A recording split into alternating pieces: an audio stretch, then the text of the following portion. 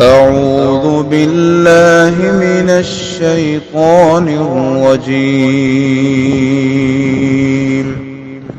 بسم الله الرحمن الرحيم. اور بطور خاص گانا بجانا، گندی فلمیں، گندے بول، گندی غزلیں، گندی شعر و شاعری جو انسان کے اندر بدکاری کا خیال اور بدکاری کے جذبات پیدا کرے۔ ہاں موسیقی روح کی غذا ہے، صحیح کہتے ہیں وہ، لیکن کن کے لیے؟ تو جن کے دلوں میں قرآن نہیں ہے، جن کے دلوں میں رب پر ایمان نہیں ہے، جنہوں نے نماز نہیں پڑھنی ہے، جن کو رب کے سامنے پیش ہونے کا یقین نہیں ہے، اس کی فکر نہیں ہے، تو ان کے لیے تو پھر موسیقی روح کی غذا ہی ہوگی نا۔ اللہ اکبر۔ تو جیسی انسان کی روح ہوتی ہے، جیسی اس کی سوچ خیالات ہوتے ہیں، پھر اس کو ویسی ہی غذا چاہیے ہوتی ہے۔ ان کے سامنے باجے بجائے جائیں گے، آلات موسیقی ان کے سامنے بجائے جائیں گے، اور گانے گانے والیاں گانے گائیں گی۔ اب یہ تھے بندے، یہ تھی مخلوق، اور ان مشرکوں نے ان چیزوں کو یا ان بندوں کو، زندوں کو، مردوں کو، درختوں کو، حجروں کو، شجروں کو اٹھایا اور کہاں رکھ دیا؟ معبود کی جگہ۔ ان الشرک لظلم عظیم، شرک سب سے بڑا ظلم ہے۔ السلام علیکم ورحمۃ اللہ وبرکاتہ۔ سورہ لقمان آیت نمبر 6 سے 11۔ ان الحمد للہ والصلاة والسلام علی رسول اللہ، اما بعد۔ اعوذ باللہ السمیع العلیم من الشیطان الرجیم، من ہمزہ ونفخہ ونفثہ۔ وَمِنَ النَّاسِ مَن يَشْتَرِي لَهْوَ الْحَدِيثِ لِيُضِلَّ عَن سَبِيلِ اللَّهِ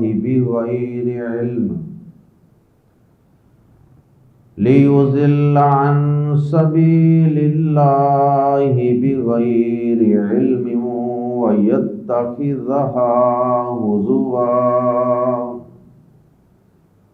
اولئک لہم عذاب مہین۔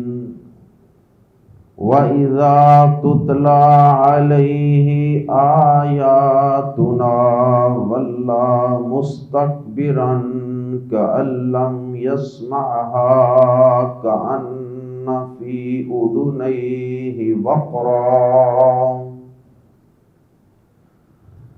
كَأَن لَّمْ يَسْمَعْهَا كَأَنَّ فِي أُذُنَيْهِ وَقْرًا فَبَشِّرْهُ بِعَذَابٍ أَلِيمٍ۔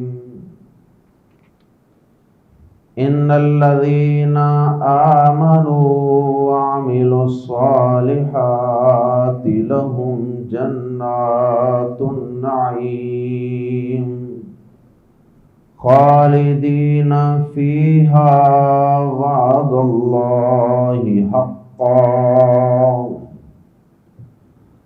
وعد اللہ حقا وہو العزیز الحکیم۔ خلق السماوات بغیر عمد ترونها وألقى في الأرض رواسي أن تميد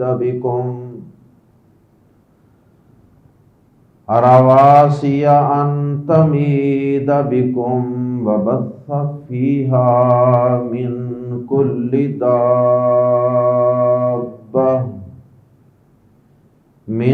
كل دابة وأنزلنا من السماء ماء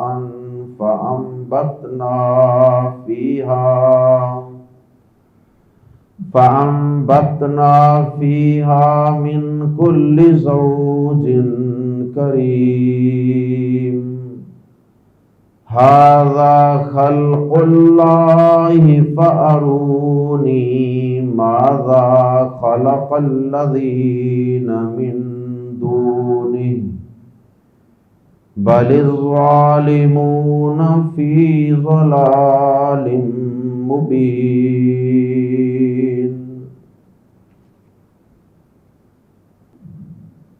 محسنین اور متقین کے اوصاف کے بعد اللہ رب العزت نے ان بد نصیبوں کا ذکر فرمایا ہے جو اپنی زندگی کے مقصد سے غافل ہیں۔ محسنین، متقین، مفلحون اور قرآن مجید سے ہدایت پانے والے لوگوں کے برعکس ان لوگوں کا آخرت پر یقین کیا ہونا، یہ تو اپنے مقصد حیات ہی سے غافل، نہ ان کا قرآن سے کوئی تعلق، نہ قرآن سے ہدایت حاصل کرنے کی اور اپنی زندگی کا ویژن اور اپنی زندگی کے گول سیٹ کرنے کی کوئی فکر، اور نہ انہیں نماز پڑھنے کی کوئی فکر، اور نہ ہی ان میں دیگر متقین محسنین والے اوصاف، بلکہ ان کا مطمع نظر تو دنیا کی چند روزہ عارضی زندگی ہے، اور دنیا کی زندگی کے اندر ایسی اٹریکٹیو چیزوں کو یہ خریدتے ہیں، حاصل کرتے ہیں کہ جس سے انسان اپنے پیدا کرنے والے سے غافل ہو جاتا ہے، عبادات سے، نماز سے غافل، قرآن سے غافل، حقوق العباد سے اور اپنی ذمہ داریوں سے غافل، اور وہ ایسا مست ہوتا ہے ان غافل کر دینے والی چیزوں کے اندر کہ بس پھر وہ اسی کو ہی کل زندگی سمجھتا ہے۔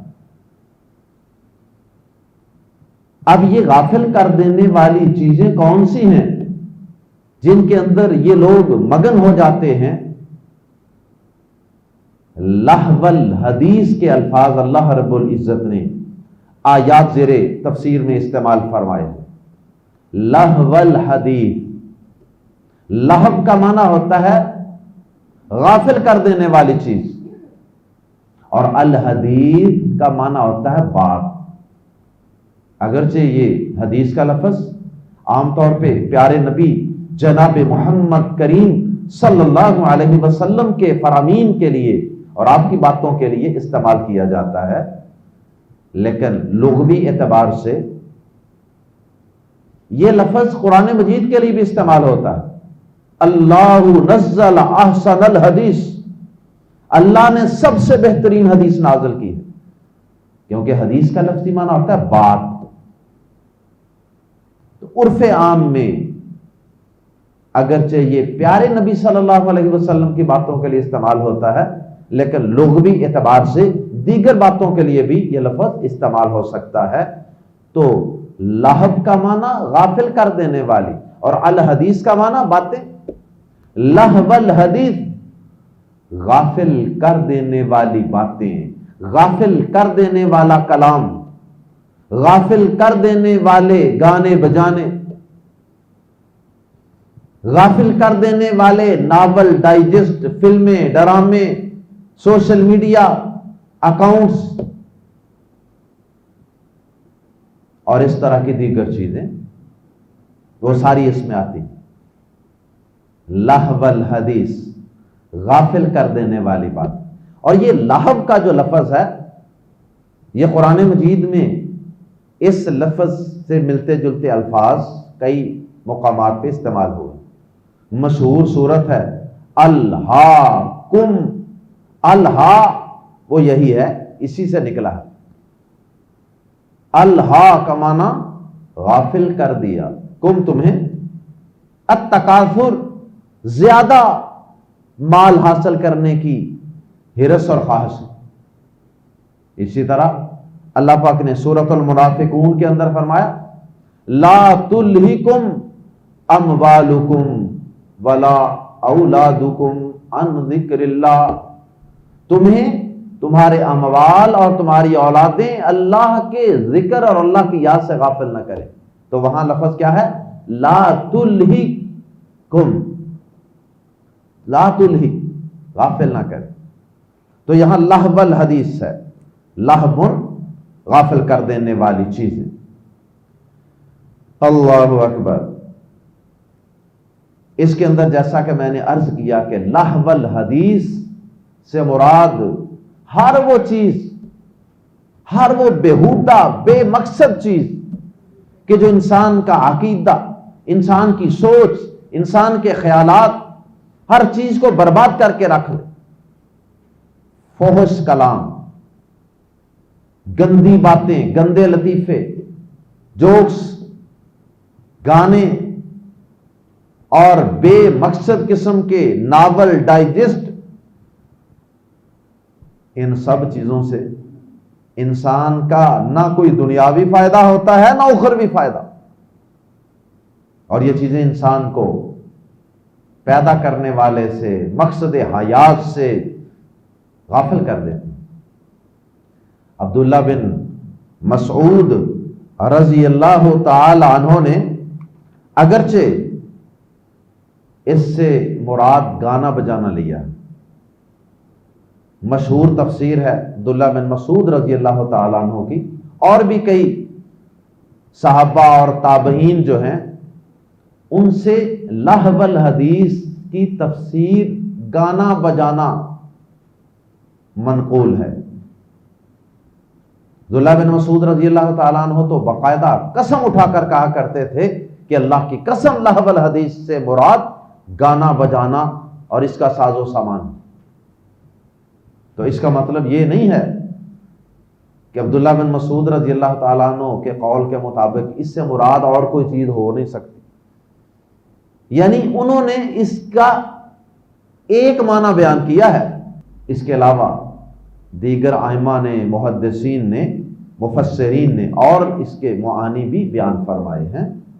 جیسے میں نے عرض کیا کہ اس میں ہر چیز، ہر بےہودہ بے مقصد چیز جو انسان کو غافل کرے وہ اس میں شامل ہے. اور بطور خاص گانا بجانا، گندی فلمیں، گندے بول، گندی غزلیں، گندی شعر و شاعری جو انسان کے اندر بدکاری کا خیال اور بدکاری کے جذبات پیدا کرے. ہاں، گانا بجانا یہ حرام ہے، کئی احادیث ہیں اس حوالے سے. لیکن گانا اگر کوئی اچھے بول ہیں، کوئی اچھے اشعار ہیں، انسان ان کو گنگنا کے پڑھتا ہے تو وہ بھی گانا ہے، تو وہ گانا حرام نہیں ہوگا. اگر اس کے ساتھ میوزک بھی نہیں ہے، موسیقی بھی نہیں ہے، اور اس کے بول جو ہیں ان میں نہ شرک ہے اور نہ کوئی بدکاری اور زناکاری اور گندے عشقیہ تعلقات کی کوئی داستانیں ہیں، تو ایسے بول بولے جا سکتے ہیں. جیسے عام طور پہ شادیوں وغیرہ کے موقع پہ بچیاں کچھ بول بولتی ہیں، اور پیارے نبی صلی اللہ علیہ وسلم کی موجودگی میں بھی بچیوں نے عید کے موقع پہ اس طرح اشعار گائے تھے، بول بولے تھے. تو آپ نے انہیں صرف ایک دو جملہ بولنے سے منع کیا تھا جس میں عقیدے کی خرابی تھی. انہوں نے کہا تھا کہ ہم میں ایسا نبی ہے جو کل کی خبریں جانتا ہے. آپ نے اس سے منع کر دیا کہ یہ مت کہو، جو بول پہلے بول رہی تھی وہ بولتی جاؤ. تو معلوم ہوا کہ ایسے بول جن میں موسیقی نہیں ہے، جن میں شرک نہیں ہے، جن میں مبالغہ آرائی نہیں ہے، جن میں کوئی جھوٹ نہیں ہے، جن میں کوئی عشقیہ داستانیں نہیں ہیں، ایسے بول بولنے جائز ہیں. ایسے گانے، ایسے سانگز وہ جائز ہیں. پیارے نبی جناب محمد الرسول اللہ صلی اللہ علیہ وسلم کی حدیث صحیح بخاری میں آپ نے فرمایا کہ میری امت میں سے کچھ لوگ ایسے ہوں گے یستحلون الحر والحریر والخمر والمعازف، جو زنا کو حلال کر لیں، جو مردوں کے لیے ریشم کو حلال کر لیں، اور اسی طرح آپ نے فرمایا کہ جو شراب کو حلال کر لیں، جو باجے گاجے یعنی آلات موسیقی کو حلال کر لیں گے۔ 4 چیزوں کا آپ نے نام لیا۔ حلال کر لیں گے کا مطلب کیا ہے کہ در حقیقت یہ ساری چیزیں حرام تھیں اور یہ حلال کر لیں گے، نام بدل بدل کے، اور ایسے بدبخت بھی پیدا ہو جائیں گے نام نہاد مسلمان کہ جو گندے گانوں اور گندے جو اشعار ہیں اور موسیقی ہے ان کو گناہ سمجھ کے نہیں کریں گے، سنیں گے، بولیں گے، بلکہ وہ یہ کہیں گے کہ موسیقی روح کی غذا ہے۔ ہاں موسیقی روح کی غذا ہے، صحیح کہتے ہیں وہ، لیکن کن کے لیے؟ جو گٹر کے کیڑے ہوتے ہیں نا، ان کی غذا بھی گٹر کا گند ہی ہوتا ہے نا۔ تو جن کے دلوں میں قرآن نہیں ہے، جن کے دلوں میں رب پر ایمان نہیں ہے، جنہوں نے نماز نہیں پڑھنی ہے، جن کو رب کے سامنے پیش ہونے کا یقین نہیں ہے، اس کی فکر نہیں ہے، تو ان کے لیے تو پھر موسیقی روح کی غذا ہی ہوگی نا۔ جن کی سوچ اور روح ہی گندی ہو چکی ہے، تو گندی روح کو تو پھر موسیقی ہی مطمئن کر سکتی ہے نا۔ اللہ اکبر۔ تو جیسی انسان کی روح ہوتی ہے، جیسی اس کی سوچ خیالات ہوتے ہیں، پھر اس کو ویسی ہی غذا چاہیے ہوتی ہے۔ اور رب کعبہ کی قسم کھا کے کہتا ہوں کہ قرآن مجید سے زیادہ اس کائنات میں خوبصورت آواز کوئی نہیں ہے، اور ایک مومن کی روح کے لیے قرآن مجید سے زیادہ بہتر کوئی غذا نہیں ہے۔ پیارے نبی صلی اللہ علیہ وسلم نے فرمایا کہ یہ میری امت میں کچھ لوگ یہ چاروں چیزوں کو حلال کر لیں۔ اس حدیث کے آخر میں جا کے آپ نے اور بھی باتیں بیان فرمائیں، اور آخر میں فرمایا پیارے نبی صلی اللہ علیہ وسلم نے کہ ان لوگوں میں سے کچھ لوگوں کی شکلیں بدل کر بندروں اور خنزیروں جیسی بنا دی جائیں۔ اور سنن ابن ماجہ میں بھی حدیث ہے اس سے ملتی جلتی، پیارے نبی صلی اللہ علیہ وسلم نے فرمایا کہ میری امت کے کچھ لوگ شراب پیئیں گے، نام بدل لیں گے، ان کے سامنے باجے بجائے جائیں گے، آلات موسیقی ان کے سامنے بجائے جائیں گے، اور گانے گانے والیاں گانے گائیں گی۔ آج کل کی جن کو گلوکارائیں اور ایکٹرس اور پتہ نہیں کیا کیا نام دیے جاتے ہیں، سابقہ دور میں جن کو کاف نون جیم رے یہ کہا جاتا تھا، اللہ معاف فرمائے، تو یہ جدید دور میں ان بے دین لوگوں نے، بد عقیدہ لوگوں نے موسیقی کو، گانے بجانے کو روح کی غذا قرار دے دی، اور فلموں ڈراموں کو انہوں نے آرٹ اور فن کا نام دے دیا، اور وہ جو پہلے وقتوں میں بزرگ جن کو کنجریاں کہتے تھے ان کو گلوکارائیں کہہ دیا۔ فنون لطیفہ، آرٹ، فنون، اللہ محفوظ فرمائے۔ تو پیارے نبی صلی اللہ علیہ وسلم نے فرمایا کہ لوگ شراب پیئیں گے، نام بدل لیں گے، ان کے سامنے آلات موسیقی بجائے جائیں گے، اور ان کے سامنے گانے والیاں گانے گائیں گی۔ اللہ اکبر۔ حدیث کے الفاظ ہیں یعزف علی رؤوسہم بالمعازف والمغنیات، مغنیات ہوتی ہیں گانے گانے والیاں، اور معازف ہوتے ہیں باجے گاجے، آلات موسیقی۔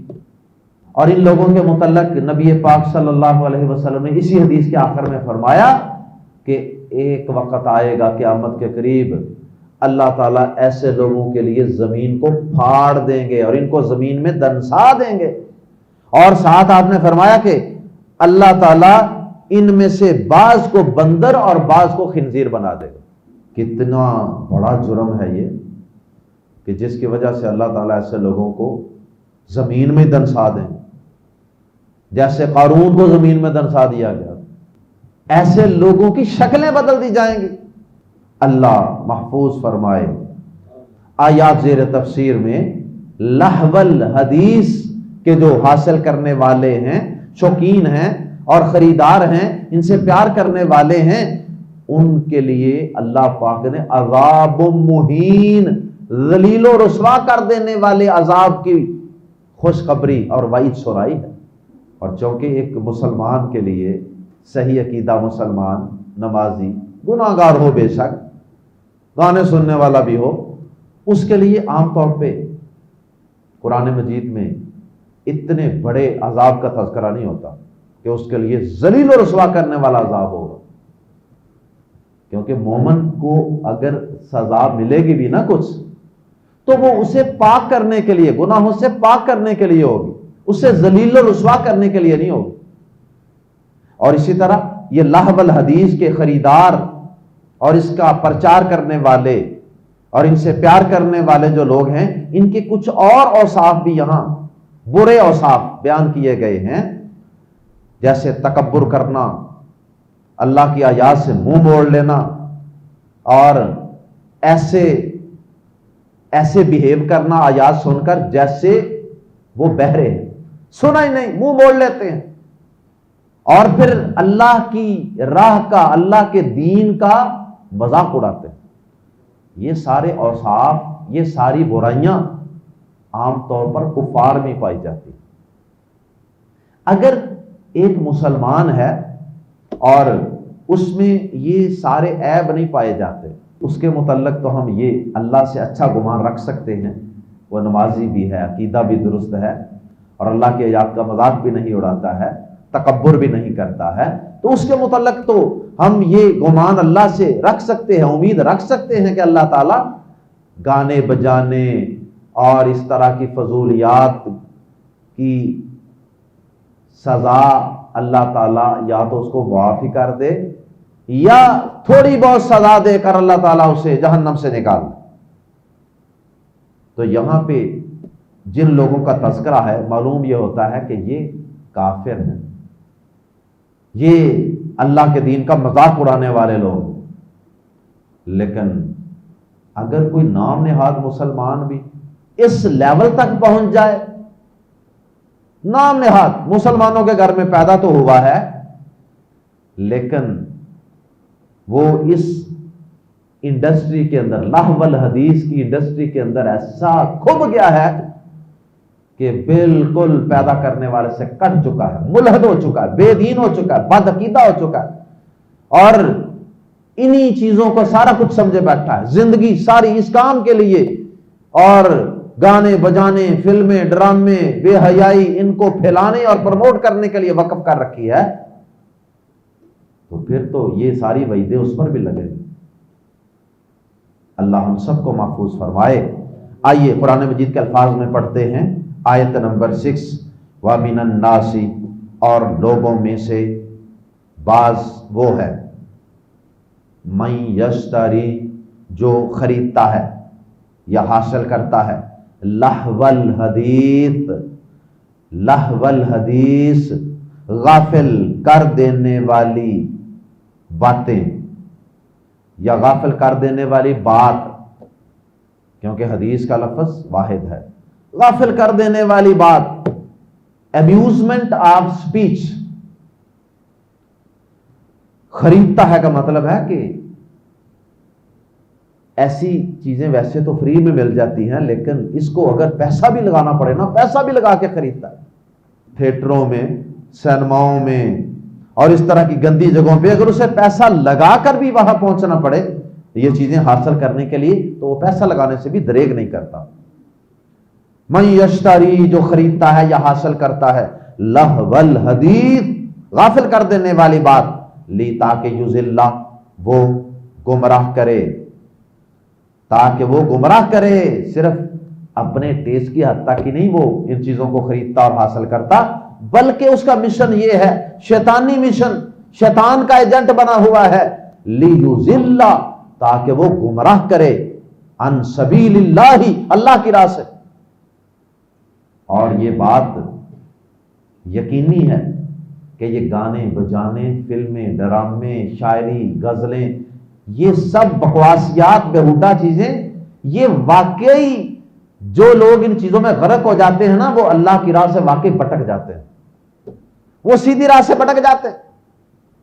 انہیں والدین کی نصیحت بہت بری لگتی ہے، انہیں کسی مولوی صاحب کی بات، کوئی نصیحت، کوئی درس اچھا نہیں لگتا، انہیں مسجد میں جاتے ہوئے تکلیف ہوتی ہے، قدم بوجھل ہو جاتے ہیں، دل اللہ کے گھر میں لگتا ہی نہیں۔ اگر کبھی بھول کے چلے گئے ہیں نا تو بے چین ہی ہوں گے، باہر نکلیں گے بس سلام پھیرتے بھاگیں گے۔ لیضل تاکہ وہ گمراہ کرے، عن سبیل اللہ اللہ کی راہ سے، اللہ کے دین سے، اللہ کی راہ سے، بغیر علم بغیر علم کے، بغیر جاننے، علم کے بغیر۔ گمراہ کرنے کے لیے علم تو نہیں چاہیے ہوتا، کیونکہ جہاں علم ہوتا ہے وہاں گمراہی نہیں ہوتی۔ بغیر علم کے یعنی جہالت کی بنیاد پہ وہ یہ سارا کچھ کر رہا ہوتا ہے، کسی دلیل، کسی علم کی بنیاد پہ نہیں کر رہا، جہالت کی وجہ سے وہ اللہ کی راہ سے ہٹائے۔ وَيَتَّخِذَهَا اور وہ بنائے، تاکہ وہ بنائے، اسے کی ضمیر لوٹ رہی ہے سبیل کی طرف، سبیل مؤنث عربی زبان میں، اس لیے ضمیر مؤنث سے استعمال ہوئی۔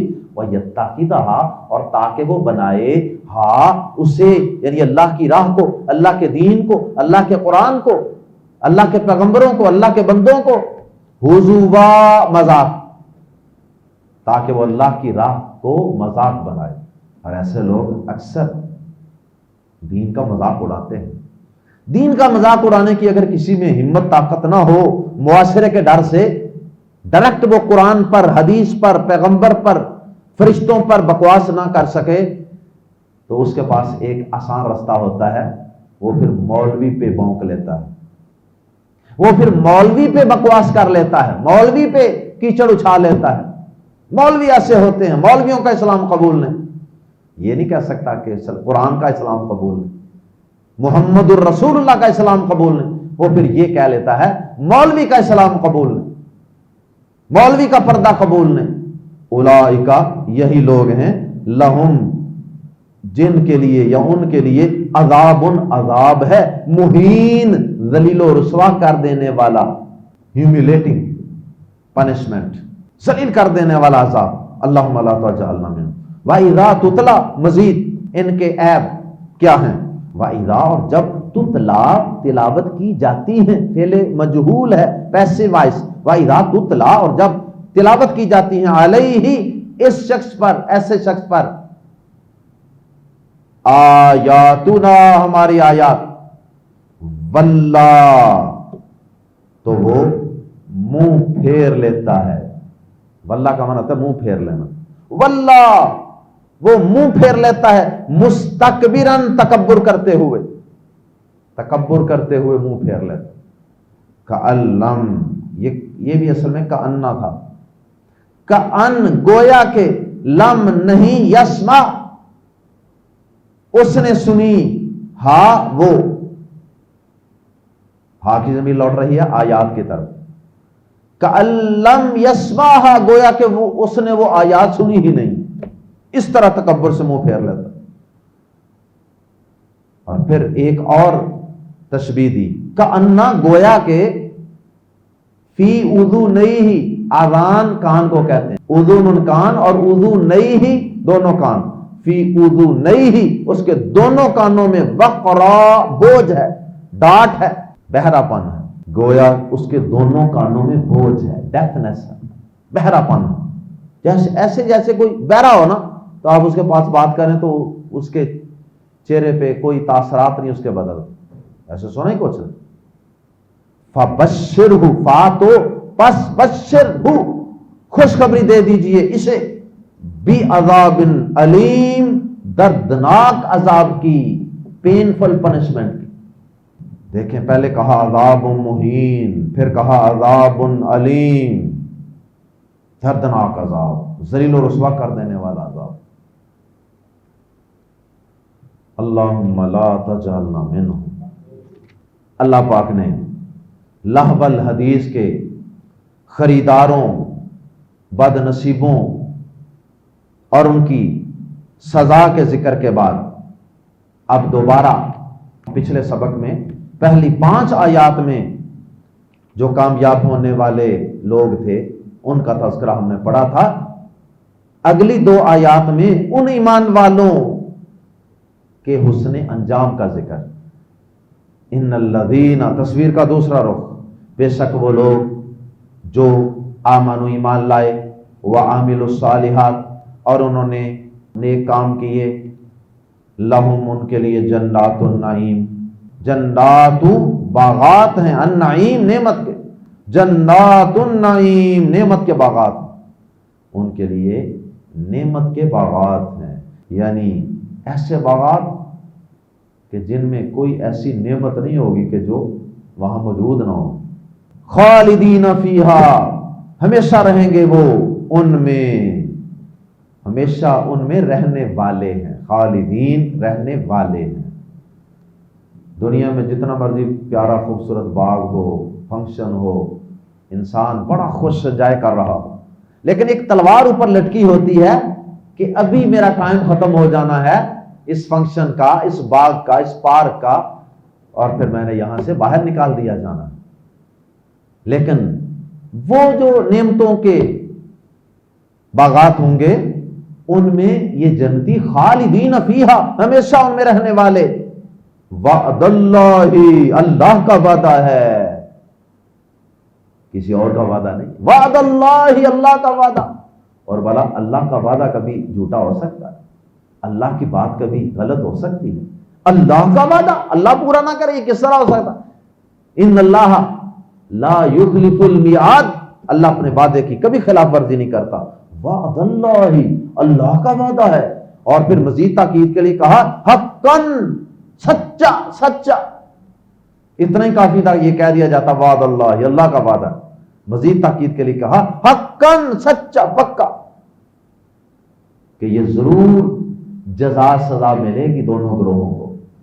وَهُوَ الْعَزِيزُ، اگر تمہارے دل میں یہ خیال آئے نا کہ اللہ تعالیٰ سے یہ فیصلہ، یہ جزا سزا کا فیصلہ کروانے میں کوئی رکاوٹ نہ بن جائے، کوئی کہہ نہ دے یا اللہ اسے یہ سزا نہ دینا، اسے یہ جزا نہ دینا، یا اللہ قیامت کا دن نہ ہی قائم کر، نہیں، ایسا نہیں ہوگا، کوئی نہیں روک سکتا، اس لیے کہ وَهُوَ الْعَزِيزُ، وہ سب پر غالب ہے، وہ اپنا فیصلہ نافذ کر کے چھوڑے گا۔ الحکیم، اور اس نے یہ جو فیصلہ کر رکھا ہے نا جنت اور جہنم عطا کرنے کا، یہ کوئی جذباتی فیصلہ تو نہیں ہے، یہ اللہ تعالیٰ کی حکمت و دانائی کا نتیجہ ہے۔ یہ وعدہ اندھا دھند اور بے موقع نہیں ہے، بلکہ حکمت و دانائی کے عین مطابق یہ فیصلہ ہے اور یہ وعدہ ہے۔ اور پھر اگلی 2 آیات میں اللہ رب العزت نے اپنی توحید کے دلائل کا تذکرہ کیا اور پھر شرک کی مذمت، اور یہ مضمون تو قرآن مجید میں بار بار آتا ہی رہے گا، اللہ کی توحید، شرک کی مذمت۔ کیوں اللہ کے علاوہ کسی اور کو نہیں پکارنا؟ کیوں اللہ کے علاوہ کسی اور کے در پہ نہیں جھکنا؟ اس کا جواب قرآن مجید میں بار بار آتا رہتا ہے۔ ان 2 آیات میں بھی اللہ پاک نے بڑا ہی شاندار انداز اختیار کیا ہے۔ پہلے اپنی قدرت کی کچھ نشانیاں بیان کی ہیں، چیدہ چیدہ چند، پھر اس کے بعد کہا اللہ پاک فرما رہے ہیں کہ یہ تو ہو گئی میری رب کی قدرت کے شاہکار اور نشانات اور دلائل، تو ذرا تم بھی کوئی دکھا دو، وہ جو شریک تم نے بنائے ہوئے ہیں نا، تم بھی ذرا ان کی کوئی قدرت، کوئی ان کی تخلیق دکھا دو، ان کا کوئی کارنامہ مجھے دکھا دو کہ یہ ان کا کارنامہ ہے۔ کوئی سورج، چاند، ستارے، پہاڑ، ہوائیں، بادل، زمین، آسمان، یہ سب تو اللہ نے پیدا کیا، انہوں نے کیا پیدا کیا؟ دکھاؤ ذرا، لاؤ ذرا، پیش کرو۔ خلق، اس نے پیدا کیا، السماوات، آسمانوں کو، بغیر، بغیر، آمادن، ستونوں کے، اس نے آسمانوں کو بغیر ستونوں کے پیدا کیا، ترونہا، جنہیں تم دیکھتے ہو۔ اس کی تفسیر سورہ رعد کے اندر موجود ہے، اور اس کے دو مطلب اہل علم نے بیان کیے ہیں۔ ایک مطلب تو یہ ہے کہ کوئی ایسے ستون ہیں ہی نہیں کہ جو تمہیں نظر آتے ہوں، دوسرا مطلب یہ ہے کہ ایسے ستون ہیں جو تمہیں نظر نہیں آتے۔ دونوں مطلب اس کے ہو سکتے ہیں۔ بہرحال ستون ہمیں کم از کم کوئی نظر نہیں آتا، یا تو اب وہ ستون ہیں ہی نہیں سرے سے، یا ہیں تو وہ ایسے ٹرانسپیرنٹ ہیں اور ان سین ہیں کہ جو ہمارے بس میں نہیں کہ ہم ان کو دیکھ سکیں۔ خلق السماوات بغیر عمد، اس نے آسمانوں کو ستونوں کے بغیر پیدا کیا، ترونہا، جنہیں تم دیکھتے ہو، وَأَلْقَا، اور اس نے پھینک دیے، ڈال دیے، رکھ دیے، وَأَلْقَا، اور اس نے رکھ دیے، فِي الْأَرْضِ، زمین میں، یا گاڑ دیے زمین میں، رواسیا، پہاڑ، مضبوطی سے گڑے ہوئے پہاڑ۔ رواسیا کا لفظی معنی ہے مضبوطی سے گڑے ہوئے، فرملی سیٹ، مضبوطی سے گڑے ہوئے، مراد ہیں پہاڑ۔ تو رواسیا کا ترجمہ مضبوطی سے گڑے ہوئے پہاڑ بھی کر سکتے ہیں، فرملی سیٹ ماؤنٹینز۔ وَأَلْقَا، اور اس نے رکھ دیے یا گاڑ دیے، فی الارض، زمین میں، رواسیا، پہاڑ، ان کے، تاکہ، تمیدا، اصل میں یہاں لا حذف ہے، ان تمیدا اصل میں ہے اللہ تمیدا، کہ نہ وہ ہلائیں بیکم، تمہیں، کون نہ ہلائے؟ کہ نہ وہ ہلائے تمہیں، یعنی زمین تمہیں ہلائے نہ۔ جب اللہ نے زمین پیدا کی تو اس میں وائبریشن تھی، زلزلہ تھا، اللہ پاک نے پھر اس کے اوپر میخیں گاڑ دیں، پہاڑوں کی شکل میں کیل ٹھونک دیے، دوسرے کئی مقامات پہ اس کا ذکر ہے۔ تو پھر وہ زمین ایسی پرسکون ہوئی، ایسی بیلنس ہوئی کہ دیکھیں اتنی سپیڈ سے یہ زمین حرکت کر رہی ہے لیکن ہمیں کوئی محسوس تک نہیں ہوتا۔ اللہ اکبر، کیسی اللہ کی قدرت اور کاریگری۔ وَأَلْقَا فِي الْأَرْضِ رَوَاسِيَ أَن تَمِيدَ بِكُمْ، اور زمین میں پہاڑ رکھ دیے تاکہ وہ تمہیں ہلا نہ دے۔ لا کا لفظ اس کے اندر آپ نے سمجھنا ہے کہ وہ حذف ہے۔ وَبَثَّ، اور پھیلا دیے اس نے، فیہا، اس میں یعنی زمین میں، من کل دابۃ، ہر طرح کے جانور، اور اس زمین میں ہر طرح کے چوپائے، ہر طرح کے جانور پھیلا دیے۔ یہ بھی اس کی قدرت کی نشانی ہے، کتنی قسمیں ہیں جانوروں کی،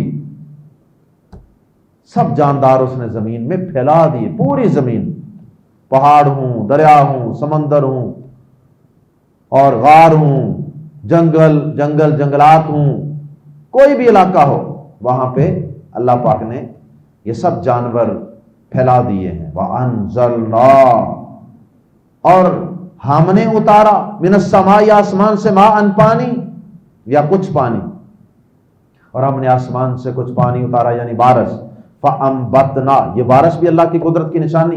فَأَنبَتْنَا، پس ہم نے اگائی، فیہا، اس میں یعنی زمین میں، من کلی زوج کریم، ہر طرح کی عمدہ قسم۔ زوج کا معنی جوڑا بھی ہوتا ہے اور زوج کا معنی قسم اور کائنڈ بھی ہوتا ہے۔ من کلی زوج کریم، سپیشیز، سائنسدان ان کو سپیشیز کہتے ہیں، فیملیاں، گروپ، خاندان ہیں پودوں میں، جانوروں میں۔ فَأَنبَتْنَا فِيهَا مِن كُلِّ زَوْجٍ کریم، زوجن کا معنی قسم، اور کریم عمدہ، نفیس، ہر چیز کی بڑی بڑی نفیس قسمیں اس نے اگا دی، ایک ایک چیز کی کئی کئی قسمیں اگا دی۔ اب پھول ہیں، فلاورز، تو کتنی کتنی عمدہ قسمیں اس نے اگا دی صرف ایک پھول کی۔ اللہ اکبر، نوبل کائنڈ، زوجن کریم نوبل کائنڈ، نفیس قسمیں. فَأَنبَتْنَا پھر ہم نے اگا دیے فیہا زمین میں من کل زوجن کریم ہر طرح کی عمدہ قسم. کچھ چیزوں کا تذکرہ کرنے کے بعد سوال کیا شرک کرنے والوں سے، ھذا خلق اللہ، ھذا خلق اللہ، یہ اللہ کی کریشن ہے، یہ اللہ کی تخلیق ہے، یہ اللہ کی مخلوق ہے، یہ اللہ تعالیٰ کی قدرت کی شاہکار ہیں ساری چیزیں. تو ارونی ارونی دکھاؤ مجھے، ارونی دکھاؤ مجھے، ماذا کیا خالق کا پیدا کیا ہے الذین ان لوگوں نے من دونہ جو اس کے سوا ہیں. تو مجھے دکھاؤ جو اللہ کے سوا ہیں جن کو تم نے معبود بنا رکھا ہے، بتاؤ انہوں نے کیا پیدا کی. کوئی چیز پیش کرو نا، کہو جی یہ انہوں نے پیدا کی. اور اس سوال کا جواب مشرک قیامت تک نہیں دے سکتے، کیونکہ اللہ کے سوا کسی نے کچھ پیدا کیا ہی نہیں، نہ کبھی کسی نے دعویٰ کیا کہ یہ میں نے پیدا کیا. تو جب پیدا سارا کچھ رب نے کیا تو عبادت اس رب کے علاوہ کسی اور کی کیوں کرتے ہو؟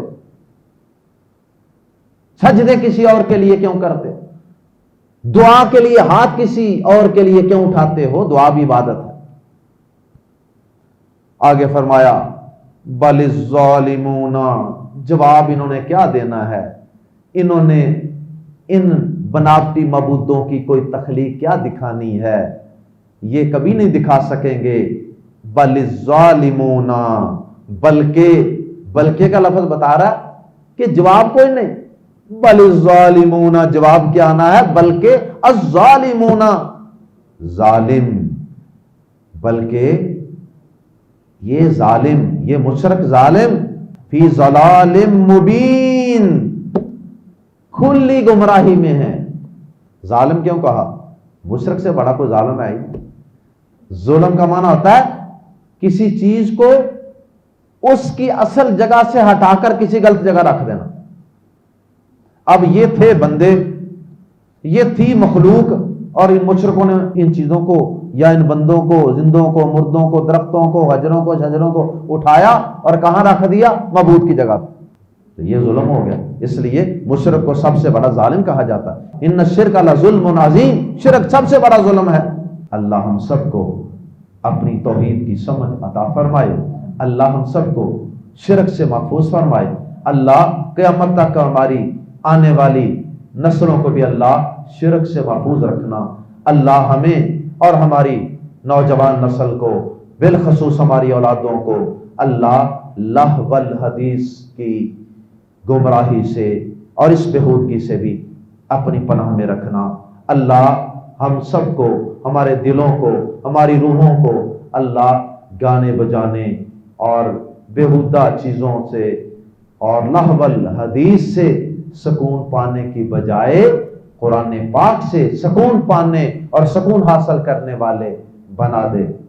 سبحانک اللہم و بحمدک اشہد ان لا الہ الا انت استغفرک و اتوب الیک.